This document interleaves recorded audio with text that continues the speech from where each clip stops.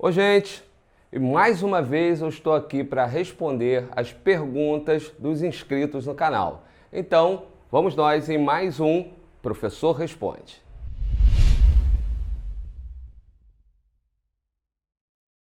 Eu já vou começar cumprindo uma promessa que eu fiz ao Július Máximos, numa pergunta que ele fez no vídeo sobre Paulo Freire e que eu disse que responderia aqui. A pergunta dele foi a seguinte: é que essa história dele, no caso Paulo Freire, ter alfabetizado 300 pessoas virou meio lenda, né? No mais, olha o que um estudioso sobre ele disse para a BBC. Digamos que se ele tivesse apoiado Carlos Lacerda e não Jango, ele teria um futuro melhor.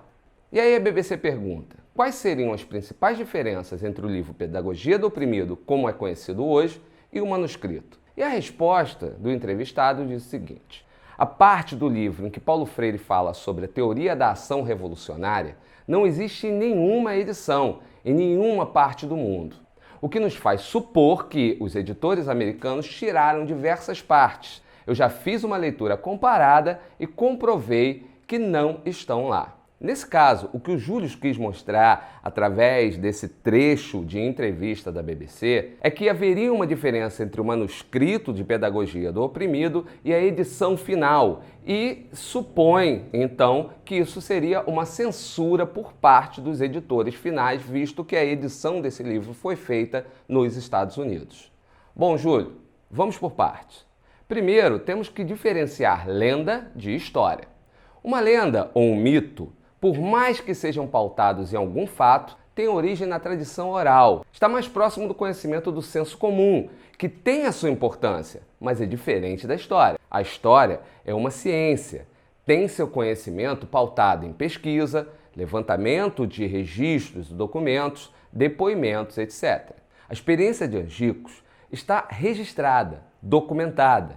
E em 2013, quando completou 50 anos, foi pauta de várias reportagens que novamente levantaram e reforçaram as evidências da sua existência. Sobre a primeira suposição, que eu não sei se foi sua ou do estudioso sobre Paulo Freire, se ele teria se firmado caso tivesse apoiado Carlos Lacerda, entenda, qualquer um que tenha estudado sobre Paulo Freire sabe bem que ele nunca teria feito isso. O homem nunca negou ser um intelectual de esquerda. Basta ler o mínimo sobre a sua vida para entender isso.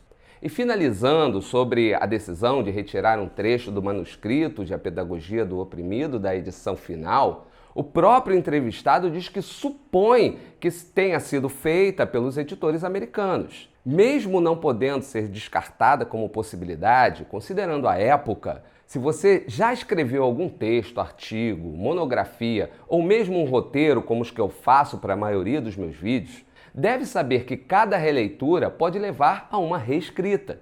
Muitas vezes escrevo roteiros e resolvo não usar parte deles nos vídeos, inclusive quando não acho que um ou outro trecho seja totalmente adequado ao assunto ou ao momento em que aquilo está sendo exibido ou lido. Portanto, se ficou na suposição ou no achismo, não dá para enxergar como fato, é apenas achismo mesmo.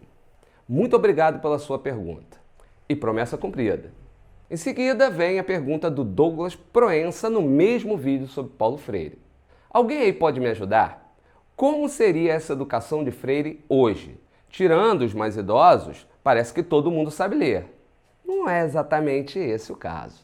Então, ser alfabetizado não muda a percepção das coisas. A quantidade de conteúdo que o aluno recebe na sala de aula é enorme.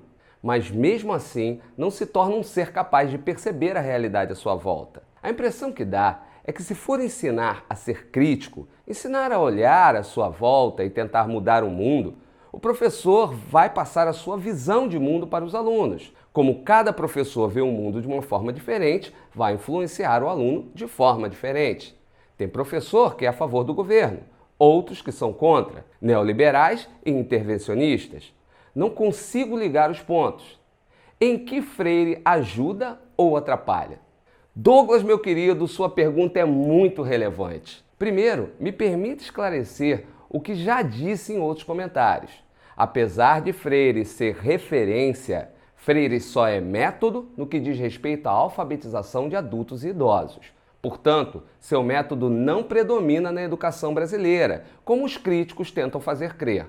Sobre a diversidade, a pluralidade de concepções e a não neutralidade dos professores, você não acha que seja importante receber todo tipo de informação e ter a liberdade de decidir quais serão suas próprias visões de mundo? Pessoalmente, eu considero que é essa diversidade e o respeito às decisões que cada um tomará depois que nos levará a uma democracia de verdade. Muito obrigado pelo seu comentário e um abraço. E para fechar esse vídeo, a pergunta do Leonardo Silva no vídeo Por que nossos alunos não sabem perder?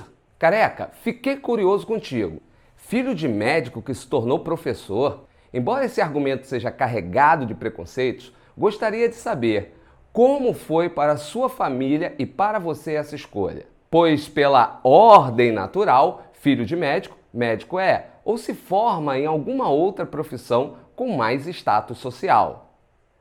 De acordo com os rótulos da sociedade e até de famílias de médicos.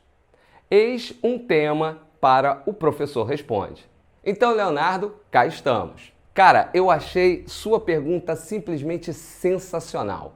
Primeiro, por admitir que ela seja carregada de preconceitos. Segundo, pelas aspas na ordem natural, o que demonstra haver consciência da sua parte. Mas vamos à resposta. Nem eu, nem meus 2 irmãos seguimos a medicina. Nosso pai sempre nos deu liberdade para construirmos nossos caminhos, mesmo que nós tenhamos todos recebido aquele kit médico de brinquedo quando éramos crianças. Aliás, o verdadeiro ponto fora da curva era o meu pai, que tinha várias irmãs, todas professoras ou servidoras da educação. Vários dos meus primos são da educação. E ele já era servidor concursado da Prefeitura de Niterói quando foi aprovado para o curso de Medicina da Universidade Federal Fluminense. Mesmo tendo esposa e um filho pequeno, foi seguir a sua escolha. Sem o apoio e o esforço da família, talvez não tivesse conseguido remar contra a maré. Na verdade, ele é que resistiu a outra ordem natural. Era negro e pobre, num meio que desde aquela época era dominado pela classe média e pela elite branca. Talvez por tudo isso ele tenha respeitado tanto as nossas escolhas. A única coisa da qual ele nunca abria mão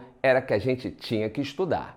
Enfim, te agradeço pela oportunidade de falar sobre isso, pois tenho excelentes lembranças do meu velho, que há alguns anos não está mais conosco. Espero ter tirado a sua dúvida. Aliás, sobre essa coisa de seguir uma ordem e a escolha da profissão dos filhos, eu tenho aqui no canal 2 vídeos com o título O que o seu filho vai ser quando crescer? Recomendo. Eu vou deixar um card aqui em cima e, é claro, como sempre, o link aí embaixo na descrição.